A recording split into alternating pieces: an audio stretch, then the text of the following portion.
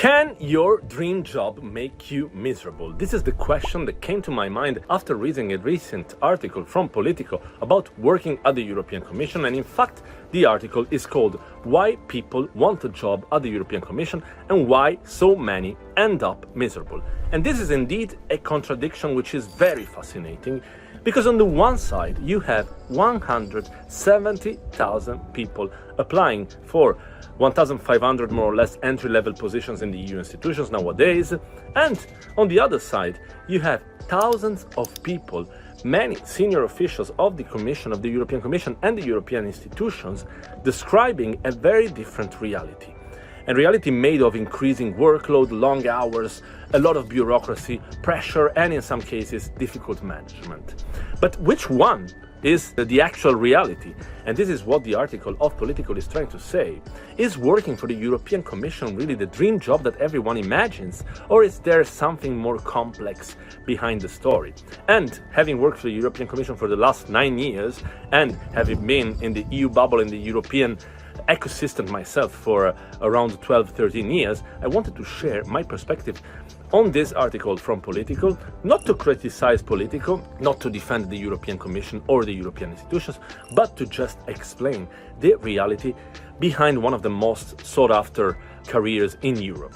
And in this video I want to focus on 3 points. The first one is why so many people still dream of working for the European Commission. The second one is why the pressure described in the article from Politico is real actually, and why working inside the institution, the European Commission, has become more demanding in the last few years. And third, why some people end up unhappy and miserable, like the article from Politico is entailing, in jobs that millions of other people would love to have, and why sometimes the real issue is not the employer itself, but whether the job actually fits who you are. So let's get it started, but before diving into the topic, who am I? My name is Frederick. I'm a lawyer with more than 15 years working experience across several European countries, and on this channel I talk about, as you know, international careers, legal careers, the EU bubble and EU competitions, and the lessons I learned along the way throughout my professional journey, so that you don't have to figure everything out alone. So now let's talk about working for the European Commission and the article from Politico, which I will display somewhere here in the video so you can see some of the extracts from that article. So point 1, as I mentioned earlier, why everyone wants to work for the European Commission. So the first thing that struck me about the article from Politico is the paradox.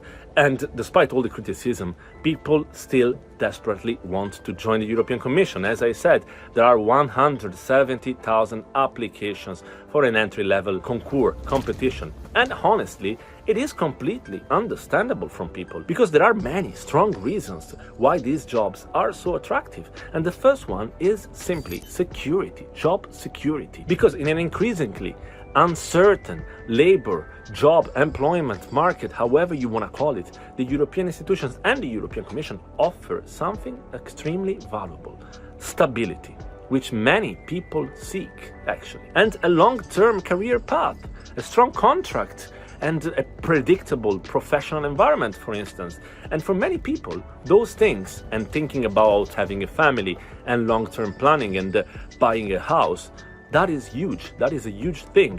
And the second reason, in my view, is remuneration, of course. And it is mentioned in the article by Politico. Entry-level positions at the European Commission and the European institutions earn around 6,000 to 7,000 per month before allowances, okay, but there are also deductions. That is also true. It depends from person to person. And the EU tax system has some additional benefits, and on the whole, the remuneration package is very competitive. And then there is also a reason relating to prestige. Working for the European Commission carries significant recognition internationally, even when you move to your own member state. Like now I'm in Sardinia, and when I say I work for the European Commission, people, they immediately understand what the institution represents. And I think another valid reason, which I forgot to mention, is also purpose, because very few organizations, as I say also in some of my videos, allow you to work on policies that affect more than 450 million European citizens. So If you want to work on financial regulation, climate policy, competition, trade, digital issues, or foreign affairs, your work always has an impact on the lives of these 450 million people. And that sense of contribution is an incredibly powerful motivation. So when people ask why so many candidates apply, you have a lot of good reasons. Then the second point that I wanted to address, which is made in the Politico article, is about pressure. And the pressure, I agree, is real and is increasing year after year. But let's also talk about the other side of the story. The Politico article highlights that many people inside the institutions recognize that the job has become more and more demanding. Some officials interviewed by Politico has increasing workload, long hours, multiple layers of bureaucracy and internal validation processes, which is true. I also can witness myself. And if we look at the last few years, we easily also understand why this is the case. And not only the European Commission and the European institutions, but many international employers, they operate in a completely different geopolitical environment. We have the war in Ukraine, we have the relations with China, we have energy security, we have the digital transformation, the geopolitical difficult relationships with the United States, artificial intelligence, trade tensions and tariffs, and so on and so forth. And the EU, the institutions and the Commission as the executive organ of the European institutions has become increasingly central in responding to these challenges. So of course the pressure is mounting in nowadays geopolitical scenario. But you know what? The pressure is mounting everywhere. And if you want to work in international environments, it will be the case in consulting firms, in law firms, in ministries, in member states, or whatever country in the world. So it will not only be the case about the European Commission. So, as I said, these challenges that are described in the article from Politico are not unique to the Commission. You will find similar stories elsewhere, simply because large organizations, the European Commission is made of, is an institution with more than 20,000 people working in it. Large institutions like the Commission, and as I said, international organizations, multinational companies, they are complex.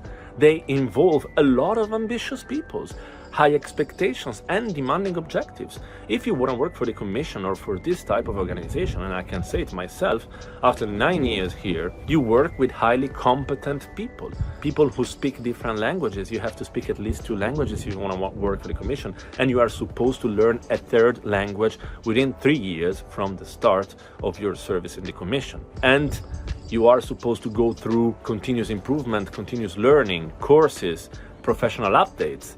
So you work with talented people from all over Europe, and that is the case also in other working environments. So these high standards, of course, they create pressure. And we live in a world, in a job market, which asks every day to improve our competencies and skills on a daily basis. So, of course, the pressure is mounting. And you also have to bear in mind that the Commission is not one single workplace. You have dozens, tens of different directorates general, hundreds of units and thousands of different professional environments. So you can't judge, the Commission on the whole as a single unique professional environment which works in the same manner across different departments. That would be incredibly wrong. A great team can completely transform your experience. A very bad team can also transform it to the worse, right? Can do the opposite. So all this brings me to my final point.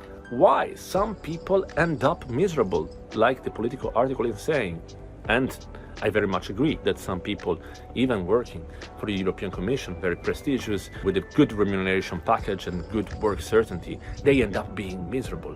But this is probably the most interesting points raised by the Politico article, but in my view, they don't go as much in deep. And this is something that I always try to deal with and to discuss in my videos, in my channel. Why do people become unhappy? Why do people choose a certain career path? And why would people end up being miserable, whereas many others dream of having that job? And I think the answer is much more complicated than simply saying the Commission is a bad employer, you have toxic managers, you have a lot of pressure, you have political pressure, you have that cabinet shouting at you, and so on and so forth. The answer is very articulated. Sometimes Organizations, as I said, they do have problems. Every organization has problems because it's made of human beings, and human beings are by nature imperfect. Sometimes managers are difficult everywhere. I've been in law firms and I had a very bad time. I also recorded and published some videos about that experience of mine. And sometimes teams in whatever organization, in whatever commission DG, or in the private sector, or in international companies, multinational companies, or in consulting firms, they are difficult and they are unhealthy. Those things exist. But sometimes the problem, as I said, is not the employer. Sometimes the problem is that we spend years, entire lives, chasing a prestigious destination without asking ourselves the real question we should ask as soon as possible to ourselves in our lives. And the question is whether the destination that we are trying to reach is actually the right one for us. That's why I always say in my videos, think about whether you are fit, whether you would like to have this type of career for the long term. I've seen unhappy people in the public sector, in the institutions. I've seen them in law firms, even many more. I've seen them in consulting and multinational companies in Brussels, in London, in Paris, in Milan, in many working contexts, because changing also employer does not reply to deeper questions. And the question, again, as I said, is what kind of work environment also actually makes you thrive as a person? That is the real question that you should try to reply to. This is why I always ask people, even in my videos, why do you want to get into the European Commission and the European institutions? Those are completely different questions. So you may end up being miserable for sure. There are several miserable people for sure also in the institutions, like in many other places, because probably they didn't assess the real question, that real question within themselves. Maybe you love policy making, maybe you love international environments like I did, maybe you love negotiation, legal issues and diplomacy, again, like I did since I was a kid, or maybe you prefer some technical expertise and working behind the scenes. Is just about understanding what you really want and knowing yourself, trying to understand yourself and knowing yourself as much as possible.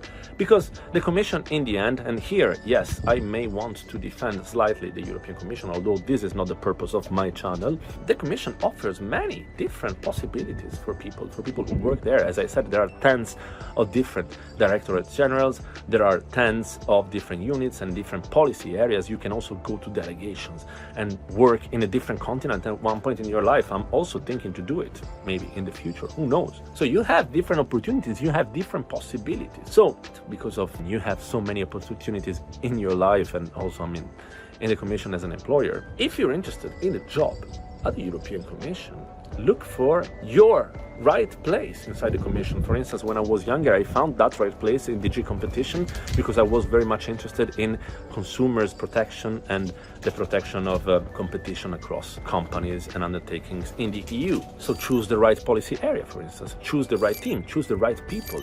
I interviewed with people whom I didn't like, and there is where I understood, okay, no, I wouldn't like to work for these people. And whereas I also interviewed with people whom I very much liked, and I said to myself, yes, I would like to work in this team. So choose the right people around you. That's very important. Find your niche, find your real interests. Because sometimes people are unhappy, not because of the organization is wrong, but because they never found the environment in which they can thrive, in which they can truly succeed as persons, not as professionals. That is, the key thing. And this applies far beyond the European institutions and the European Commission. So in that respect, Politico, maybe you should review your views.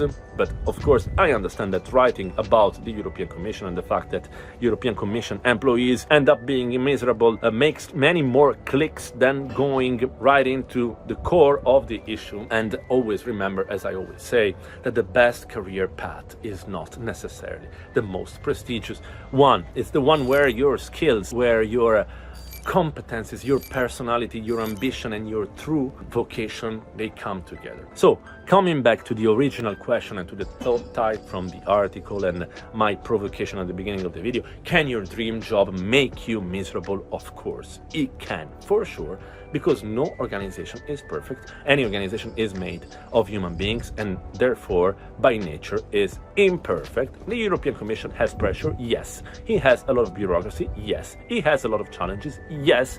But he also has other extraordinary opportunities, stability, and the possibility to contribute to something much bigger than yourself as a person or than working at a local level, in my view. So the real question should be not, is the European Commission a good employer, but is it the right place for you? So this is the provocation that I would like to leave you with. Once again, this video is becoming longer and longer. So if you work for the Euro institutions in the EU bubble, you're preparing for extra competition, or you're considering an international career, I would love to hear your experiences in the comments. Drop them down, and please, if you found this video useful in any possible way, please like, comment, and subscribe to the channel. This is the best way to keep this channel alive and to motivate me more and more to nurture this channel. So, as I always say, hugs to everyone everywhere. Peace from Sardinia here